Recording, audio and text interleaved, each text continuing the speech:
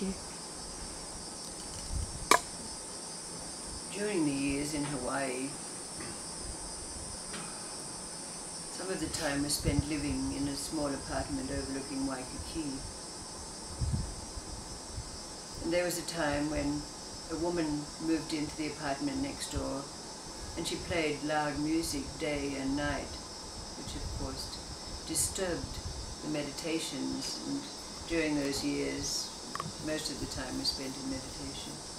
So I went next door and knocked on her door and asked her very politely if she would mind turning her music down because it disturbed the meditations. And somewhat sarcastically she said to me, "Oh, so it's you I see flying around on your broomstick at night." She turned down her music. But over these weeks we've been on about the serious business of knowing the arcane laws or the mysteries. But it was Friday the 13th 2 days ago, so it's a good opportunity to practice a little witchery with the mind. Charles was an English man, born into a fairly wealthy and almost noble family. But from the age of 18 years old, he suffered from a malady. He would have sharp pains in unexpected parts of his body. And he had the most dreadful migraine headaches. He went to doctors all over the place, he went to specialists, and no one was able to alleviate his pains for any length of time. Until one day he went to one physician who said to him, "It's your testicles. They're pressing on the nerves of your body, going right up to your brain. And this is what's causing these pangs of agony and these blinding headaches. If you want a cure, they'll have to go." Well, of course, Charles, we know very well that these little gonads are very important to all men because they're an essential part of manhood. So Charles did not want to give them up. But the pains persisted. So what could he do? He decided that he would go under the knife. So he went to the specialist and he underwent the operation. So after the operation, he decided that he would give himself some solace and also, in a way, congratulate himself for taking this very drastic action. So he went down to Savile Row.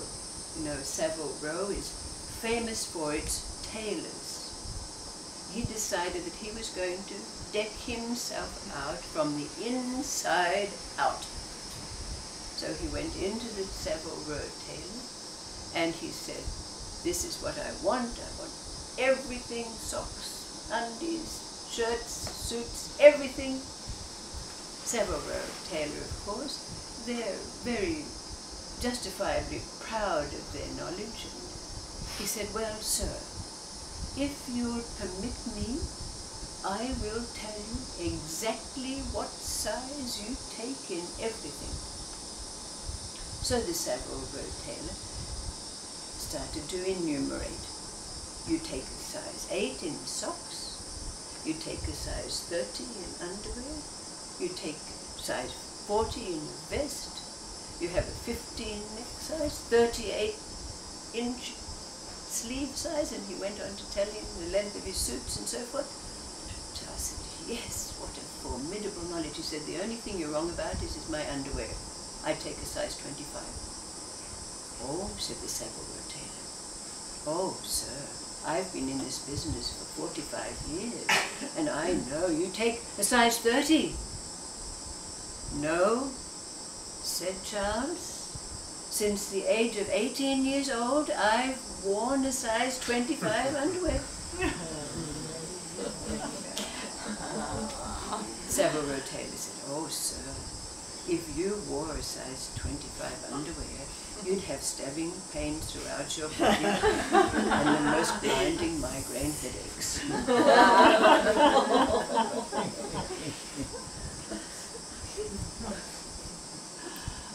And then there was a man who lived in poverty.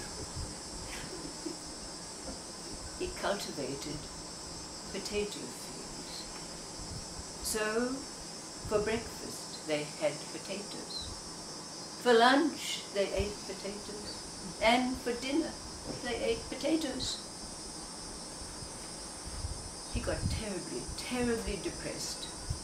He felt so bad he could do no better for himself than to provide potatoes for his family. But one day he happened to be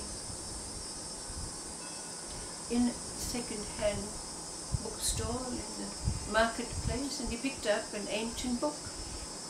And when he read the book, he found that it was a book of maps, which pointed to an island of diamonds. Now he thought to himself, if only I can find my way to this island of diamonds, I'll be the richest man in all the world. So he decided that this is what he was going to do. So he borrowed a boat from a fisherman friend, and with his book and his map in hand, he set out on the vast ocean to find the island of diamonds. Well, of course, we know how treacherous the sea can be, and he had many adventures, many challenges, but finally, one morning he woke up, and there on the horizon was the most blinding light that he had ever seen. He thought, I found it. The island of diamonds is within reach. So he hastily got out the oars so he could go a bit faster, and there it was. He landed, and under his feet, as far as the eye could see, were diamonds, diamonds. So happened he'd taken along 6 potato sacks with him, and he began to fill them with diamonds. I'm going to be the richest man in all the world, he said. And then the inhabitants of the island came down and looked at him curiously and said, what are you doing? He said, I'm collecting diamonds, I'm going to be rich. They said, oh, diamonds, what? They're useless, they're no use at all, they're everywhere, all over the place, they've got no value at all. Oh, said the man, well, what has value to you? And they said, potatoes. They said there was a man here, and he found a field somewhere, and he provided us with potatoes. Oh, said the man, I know potatoes, I know potatoes. So he set out, and sure enough, he found the field. Well, he came back, emptied the sacks that he put the diamonds in, and headed back to the field and got himself some sacks of potato. When he came back to the people, they made him the king. They put him on their shoulders, and they gave him everything. They made him a monarch of their... Well, he was living in absolute luxury there. But then, of course, he remembered his family. Back, he thought, well, he said to all of these people who loved and revered him so much, you know, I'm sorry, but I have to go back to my family. So he set out in his boat, and he got back, and of course there was a grand welcome for him, his wife and his children and the townspeople. They were all so glad to... Did you find it? They said, did you find? Yes, he said, I reached the island of diamonds. Well, said his wife, where are the diamonds? He said, oh, I've got something much more precious than diamonds. So he went and got on his boat and came back with his sacks and tipped them out. Potatoes. His wife was absolutely disgusted. What are you, potatoes? We have potatoes coming out of our ears. And suddenly he realized what he'd done. Potatoes. So what could his wife do? She took the potatoes and took them back home and cooked them for lunch. But, you know, after the sacks were emptied, the children were playing with the empty sacks, and as they were playing with them, they happened to find a few tiny little pieces of pebbled diamonds embedded in the bottoms of the sack. So it seems that although it wasn't enough to make them rich for the rest of their lives, it was enough to buy them some new clothing and some new shoes, and occasionally have a little treat that was other than potatoes. What the hell is the meaning of these two stories?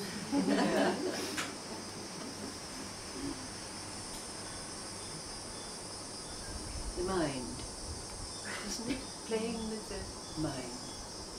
But like the Zen koans that we've all heard of, stories like this mess with our head a bit, don't they? They kind of trip us up a little bit. But there's something about Zen koans and stories such as this. Because the mind can't grab them with our conditioned knowledge, there's an opportunity, a possibility that something else is going to arise. Now, if I haven't blabbed too much to sort of tamp that down, what was it that arose in you after these stories were told? What is it that comes up from these two tales?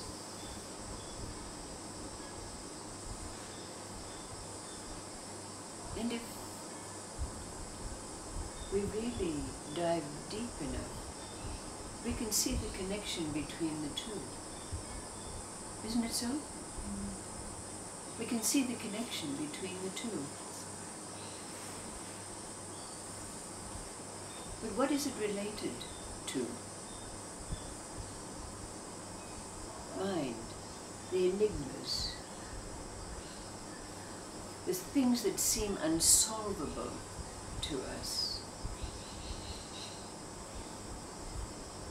We've used those Zen koans to trip the mind, to push us deep into another place. But we really don't need them anymore, because it comes with the territory. We get totally adult, don't we? Where is all our knowledge?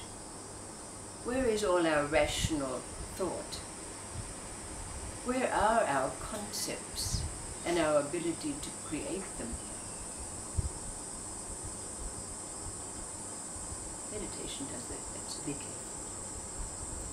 It brings you to this place where you can no longer use the mind to formulate your relationship with life.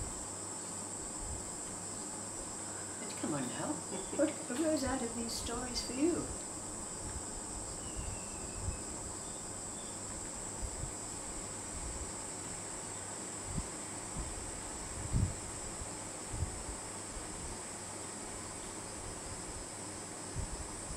Not seeking elsewhere for what you value, anything. Right.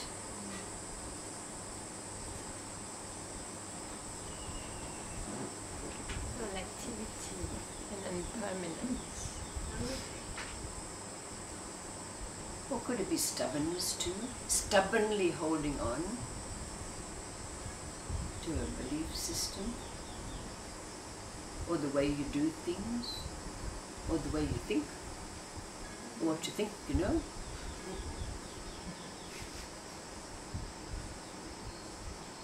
I don't know, let them do their work in their own way. Witchery goes on for weeks anyway.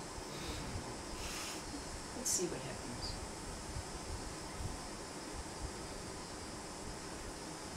But do check your underwear size.